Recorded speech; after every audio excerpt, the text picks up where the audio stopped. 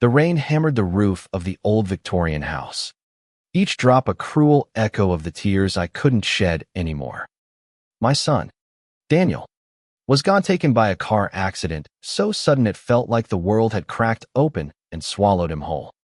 I stood in the doorway of his home, my home for the past 6 months, staring at his widow, Claire, who held a suitcase with my name on it and a face colder than the storm outside. "Eleanor, you need to leave," Claire said, her voice sharp, slicing through the haze of my grief. At 60, I'd buried my husband, survived cancer, and now lost my only child. Yet here I was, cast out by the woman Daniel had loved, the woman I'd tried to embrace as my own. "This is my house now," she continued, her green eyes glinting with something I couldn't name: anger, maybe, or guilt. "Daniel's gone, and I can't have you here, reminding me of him every day."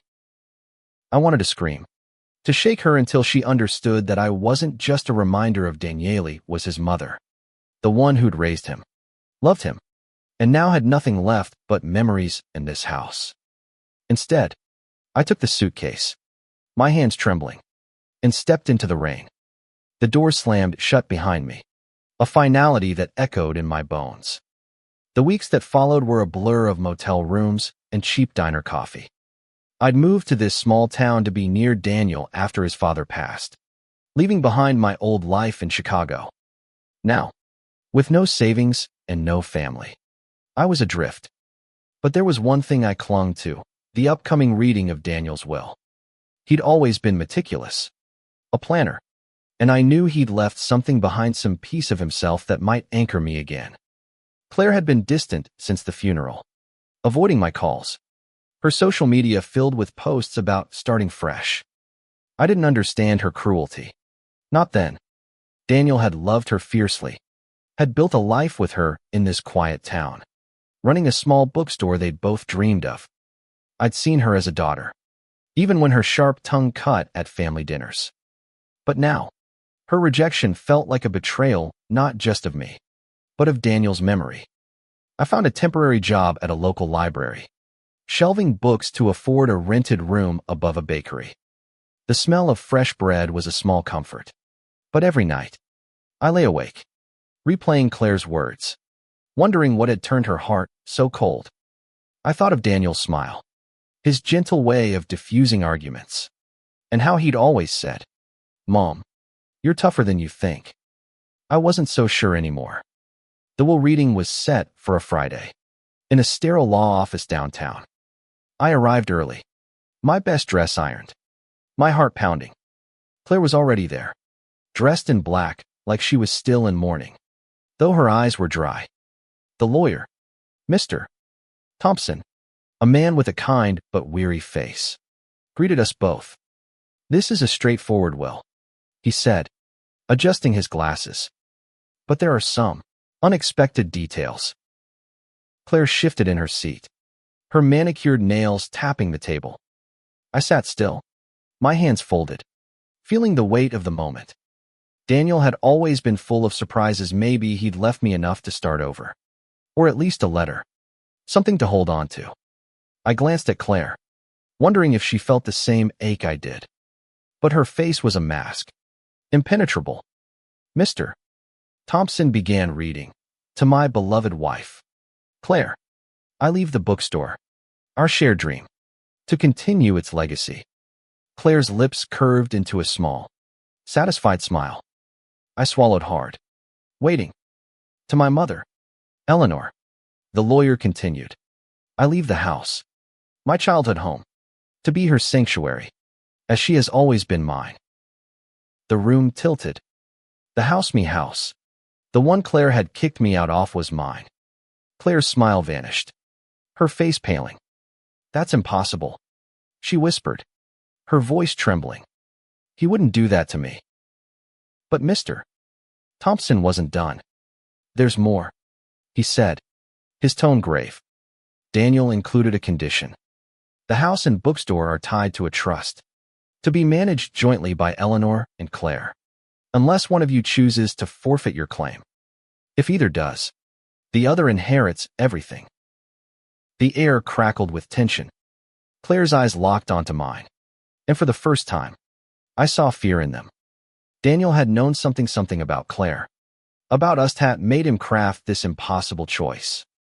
I didn't understand it yet, but I felt the weight of his final act. A puzzle meant to unravel us both. Claire stood abruptly, her chair scraping against the floor. "This is a mistake," she said, her voice rising. Daniel wouldn't tie me to her. She gestured at me like I was an obstacle, not a grieving mother. I sat frozen, the lawyer's words still echoing. The house was mine, but only if Claire and I could work together. It felt like Daniel was reaching from beyond, forcing us into a reckoning neither of us wanted. "Mr. Thompson," cleared his throat. "The will is clear. Mrs. Harper, you and Eleanor must manage the trust together, or one of you walks away with nothing." He handed us each a copy of the document, the pages heavy with Daniel's careful handwriting. I traced his signature, my heart aching. How had my gentle boy crafted such a brutal trap? Outside, the sky was gray, mirroring the storm brewing between us. Claire stormed out of the office, not waiting for me. I followed, clutching the papers, my mind racing. Why had Daniel done this? Did he know Claire would cast me out? Did he sense something in her I'd missed? I found her in the parking lot, pacing beside her sleek black car. "Eleanor, this is ridiculous," she snapped, turning on me. "You can't possibly think you're moving back into my house." "It's not yours," I said quietly, surprising myself with the steel in my voice. "Daniel gave it to me. And you heard the will. What, either work together, or we both lose." Her laugh was bitter. "Work together. You've been a burden since you moved here. Daniel felt sorry for you. That's all. He didn't want you in that house any more than I do." Her words cut deep, but I held her gaze. "Then why did he leave it to me? Claire, why not give you everything?" She faltered, her confidence cracking. For a moment, I saw the young woman Daniel had married vulnerable, unsure. But then her mask returned. "I'll fight this," she said. "I'll get a lawyer. You won't win." I didn't want a war, but I wasn't backing down. The house wasn't just a building. It was Daniel's childhood, his laughter, his dreams. I'd lost too much to let Claire erase that. "Do what you have to," I said, "but I'm not going anywhere." That night, I sat in my rented room, the will spread out on the table. I read it again, searching for clues. Daniel had always been thoughtful, deliberate. The trust wasn't just about property, it was a test. But of what? My resolve, Claire's loyalty, or something deeper, something he'd hidden even from me. I started digging into Claire's life, something I'd never done before. At the library, I used the computer to check her social media, her posts about new beginnings and letting go of the past. But there were older posts, from before Daniel's death, that caught my eye, photos of her with a man I didn't recognize. Their smiles too close, too secret. My stomach churned. Had Daniel known? Was this why he'd crafted the will this way? I called an old friend, Martha, who'd known Daniel and Claire from their college days. "Eleanor," she said, her voice low. "There were rumors about Claire. Nothing solid. But Daniel, he was quieter the last year. Like he was carrying something heavy." The pieces were starting to fit, but I needed more. I visited the bookstore, the one Daniel had poured his heart into. It was closed, a "for sale" sign in the window. My heart sank. Claire was already trying to cash out, to erase Daniel's legacy. I knocked anyway, and a young employee, "Sarah, let me in." "Mrs. Harper," she said, her eyes wide. "I thought you'd left town." "Claire asked me to leave," I said, choosing my words carefully. "Sarah, did anything unusual happen here before Daniel died?" She hesitated, then leaned in. Claire was different the last few months. She'd take long lunches, come back distracted. And there was this guy, Mark, I think. He'd come by, and they'd talk in the back. Daniel didn't like it, but he never said why. Mark. The name burned in my mind. I thanked Sarah and left, my resolve hardening. Claire wasn't just grieving, she was hiding something.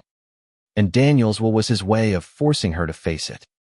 The bookstore's for sale sign haunted me, a stark reminder of Claire's rush to sever ties with Daniel's dreams. I couldn't let her sell it, not yet. Not until I understood why Daniel had tied our fates together in his will. The name Mark lingered in my mind, a shadow I needed to chase. I spent the next few days piecing together what I could, driven by a mix of grief and suspicion. At the library, I searched public records, social media, anything that might reveal who Mark was. A local business directory listed a Mark Reynolds, a real estate agent in town. His photo matched the man in Claire's old post stall, mid-30s, with a slick smile that didn't reach his eyes. My heart raced. Had Claire been unfaithful? Was this why Daniel's will was so unforgiving? I drove to the real estate office listed under Mark's name. The receptionist, a young woman with a nervous smile, confirmed he was out but would return soon. I waited in my car, clutching a photo of Daniel from my wallet as graduation day, beaming with pride. "What were you trying to tell me, sweetheart?" I whispered. Mark pulled up in a shiny SUV, his demeanor all charm until he saw me. "Can I help you?" he asked, his tone guarded. "I'm Eleanor Harper," I said, watching his face for a reaction. "Daniel Harper's mother." His smile faltered, just for a second. "I'm sorry for your loss," he said, too smoothly. "Daniel was a great guy?" "Did you know him well?" I asked, keeping my voice steady. "Or was it Claire you were closer to?" He stiffened, his eyes narrowing. "I don't know what you're implying, but I barely knew either of them. Just business."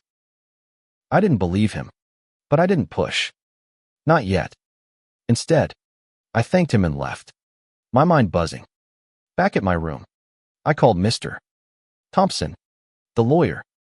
"Is there anything else in Daniel's will?" I asked. "Anything about someone else?" He hesitated. "There's a sealed letter, addressed to you and Claire jointly. Daniel instructed it be opened only if you both agree to cooperate on the trust." I hung up, my thoughts spiraling. A letter could hold answers or more pain. I needed to confront Claire, but I had to be smart. She was already lawyering up, according to a mutual acquaintance, determined to break the will. I couldn't let her win, not when Daniel's final wishes were at stake. I went to the house. According to the will. Claire answered the door, her face a mix of annoyance and surprise. "What do you want, Eleanor?" "We need to talk about the will," I said, "and about Mark." Her expression froze, her hand tightening on the doorframe. "You don't know what you're talking about," she said, but her voice wavered. "I know enough," I replied. "Daniel left us both something, but he also left us a choice. We can fight, or we can figure out what he wanted. There's a letter, Claire, from him. Don't you want to know what it says?" For the first time, she looked uncertain. "A letter?" she whispered. I nodded. "But we have to agree to work together." That's what he wanted. She didn't invite me in, but she didn't slam the door either. "I'll think about it," she said finally, her voice barely audible. As I walked away, I felt a spark of hope. Maybe Daniel's plan was working, maybe he was pulling us toward truth, even in death. Back at the bakery, I sat with a cup of tea, staring at the will. I imagined Daniel writing it, his heart heavy with whatever he'd discovered about Claire. Had he known about Mark? Had he suspected her betrayal? The thought made my chest ache, but it also fueled my determination. I wasn't just fighting for the house or the bookstore, I was fighting for Daniel, for the man he'd been, and the legacy he'd left behind. Claire's hesitation at the door lingered in my mind, a crack in her armor I couldn't ignore. For days, I waited for her to reach out, to agree to open Daniel's letter. But she didn't. Instead, I heard through Sarah at the bookstore that Claire was meeting with a new lawyer, pushing to contest the will. My hope dimmed, replaced by a quiet fury. Daniel had given me the house, a piece of him, and I wouldn't let her take it. I decided to take action. If Claire wouldn't cooperate, I'd find the truth myself. I returned to the bookstore, hoping Sarah could offer more insight. She was restocking shelves, her face lighting up when she saw me. "Mrs. Harper, any news on the store?" "Not yet," I said. "Sarah, tell me more about Mark. Anything you remember." She glanced around, lowering her voice. "He came by a lot last spring. Claire said he was helping with a property deal, but they'd laugh in a way that felt off. Daniel caught them once, in the back office. He didn't say anything, but he looked hurt." My heart sank. Daniel had known something was wrong. I thanked Sarah and left, my mind racing. I needed to know more about Mark's connection to Claire. I drove to the real estate office again, this time catching Mark in a meeting with a client. I waited, my nerves fraying, until he was alone. "Mrs. Harper," he said, his tone less friendly this time. "Back again. I know you were close to Claire," I said bluntly. "What was going on before Daniel died?" His face hardened. "You're out of line. I told you. It was just business." "Then why did Daniel change his will?" I pressed, taking a guess. "Why did he make sure Claire couldn't have everything?" Mark's jaw tightened, but he didn't answer. Instead, he turned and walked away, leaving me with more questions than answers. I drove home, my mind churning. Daniel's will wasn't just a legal document, it was a message, a way to protect what mattered to him. But what was he protecting me from? That night, I couldn't sleep. I kept thinking of Daniel's letter, sealed away in Mr. Thompson's office. I called him the next morning, my voice steady despite the ache in my chest. "What happens if Claire refuses to cooperate?" I asked. "Then the trust defaults," he said. "The house and bookstore go to a charity Daniel designated, and neither of you gets anything." The stakes were higher than I'd thought. I couldn't let Claire's stubbornness destroy Daniel's legacy. I went back to the house, determined to try again. This time, Claire let me in, her face pale and tired. "What do you want now, Eleanor?" "I want to honor Daniel," I said. "He left us that letter for a reason. Don't you want to know what he said?" She looked away, her hands twisting together. "I don't know if I can face it," she admitted, her voice breaking. "What if he hated me?" The vulnerability in her words caught me off guard. For the first time, I saw her not as the woman who'd kicked me out, but as someone grieving, someone afraid. "He loved you," I said softly, "but he was trying to tell us something.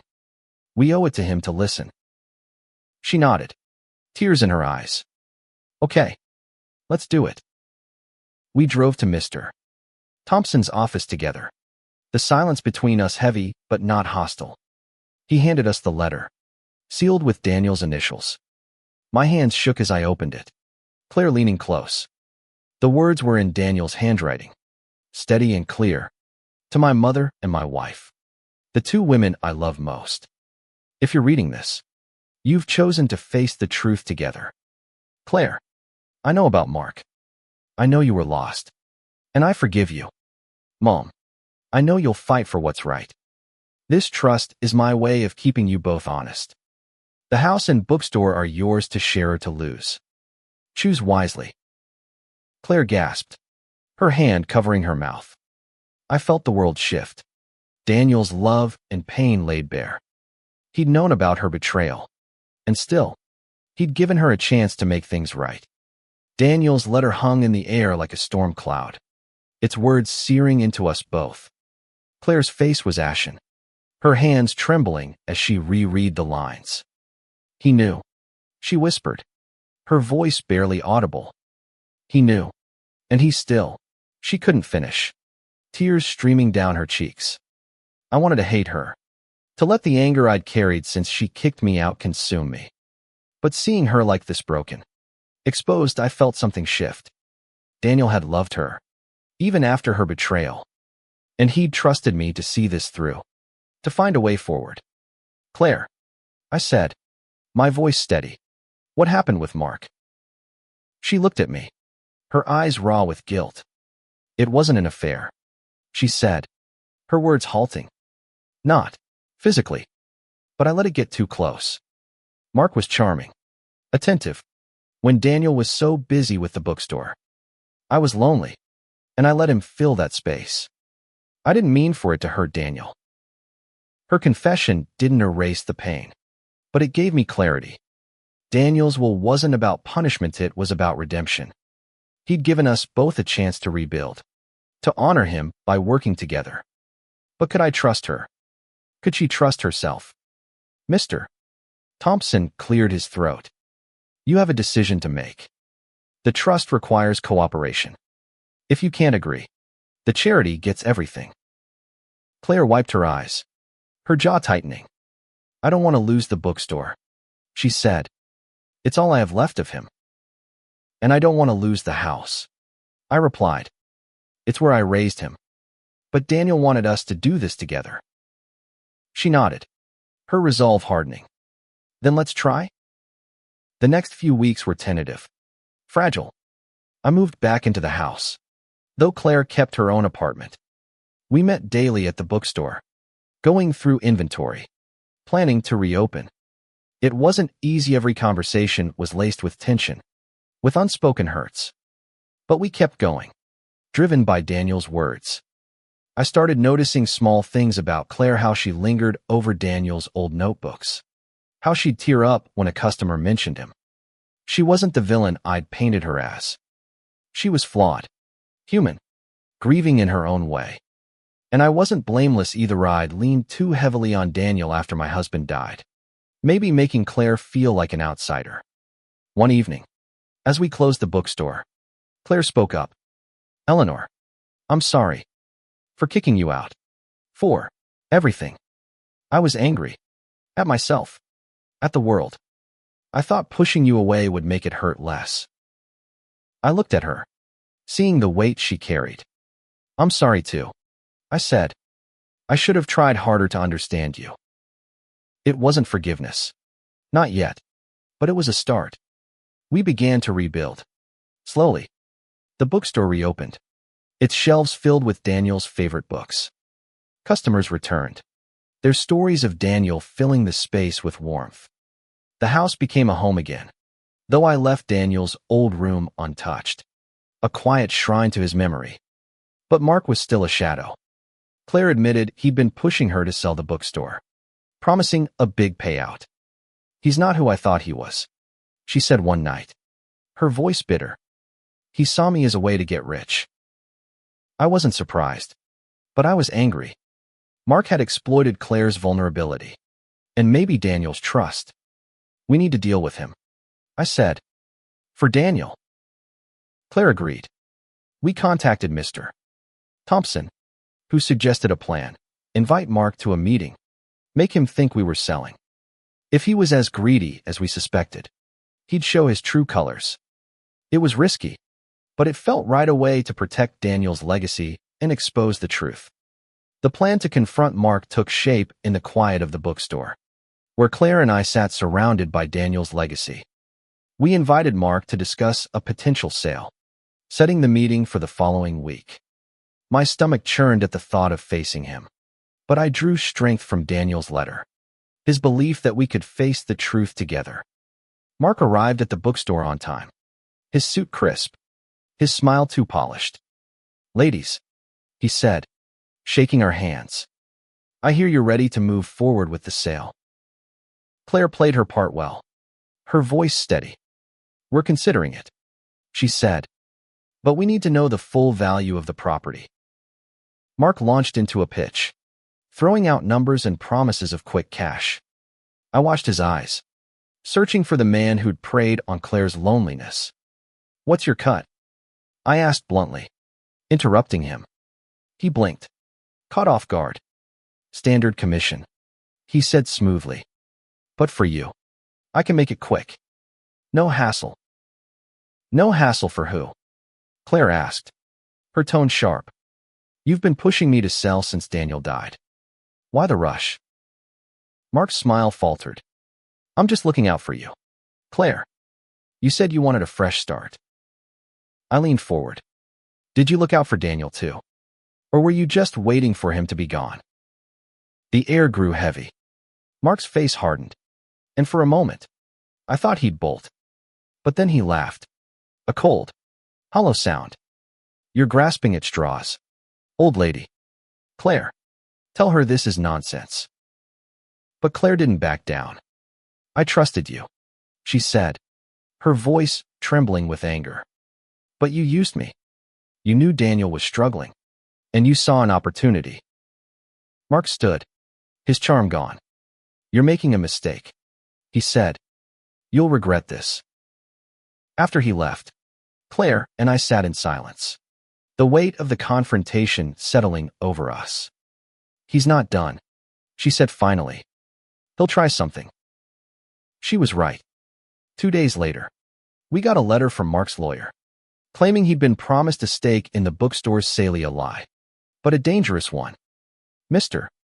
Thompson assured us it wouldn't hold up in court, but it was a reminder of how far Mark would go. Claire and I doubled down, working harder to make the bookstore thrive. We hosted a community event, a tribute to Daniel, with readings from his favorite novels. The turnout was overwhelming. Friends, neighbors, customers who'd loved him. For the first time, I saw Claire smile, really smile, as she read a passage from To Kill a Mockingbird, Daniel's favorite. But the threat of Mark lingered. We hired a private investigator, a friend of Mr. Thompson's, to dig into his dealings. The findings were damning. Mark had a history of targeting vulnerable widows, convincing them to sell properties for a fraction of their worth. He'd been circling Claire for months, exploiting her grief. Armed with this, we went to the police. Mark was arrested for fraud, his schemes unraveling under scrutiny. It wasn't justice for Daniel's death, but it was a victory for his memory. Claire and I stood outside the bookstore, watching the sunset, feeling a fragile peace. We did it, she said, her voice soft. For him. I nodded, tears in my eyes. For him. The house and bookstore were safe. But more importantly, Claire and I had found a way to honor Daniel's wishes. We weren't family not yet, but we were partners, bound by his love and his trust in us to do better. The bookstore hummed with life again, its shelves a testament to Daniel's dream. Claire and I worked side by side, not as friends, but as allies forged by shared loss and purpose.